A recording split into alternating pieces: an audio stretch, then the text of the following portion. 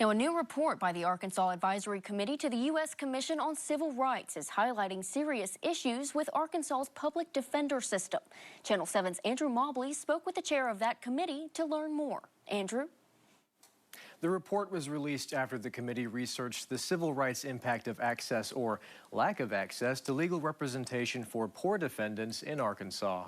The Advisory Committee's report highlighted a concerning lack of public defenders in the state, as well as funding for them. To tackle a rising COVID-related backlog of cases, the Arkansas legislature funded about 45 temporary two-year positions for prosecutors and public defenders. But when that funding expires, the Public Defender Commission expects to lose a third or more of part-time attorneys statewide.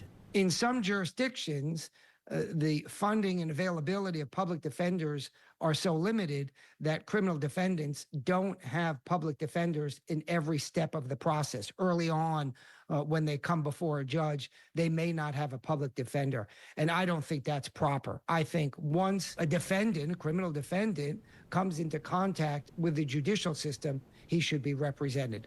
Now, many, as I pointed out, are represented by counsel that the individual defendant hires. But if the individual defendant cannot hire counsel, he needs to have one appointed. The report also revealed that many public defenders in Arkansas have massive caseloads beyond professional standards and which may compromise their ability to provide a meaningful defense. And if there's a great disparity between the workloads of public defenders and prosecutors, then you have a problem.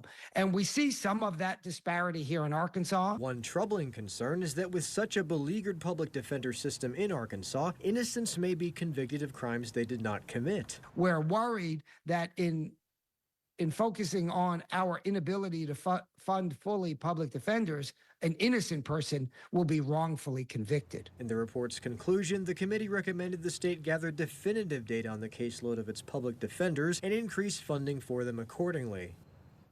Unless that happens, according to the report, the situation is so unsustainable that the state may end up being sued for constitutional violations. And I should add that, according to the committee's report, the average public defender in Arkansas is currently carrying a caseload of 200 felony cases or more at any given point. On your side, I'm Andrew Mobley.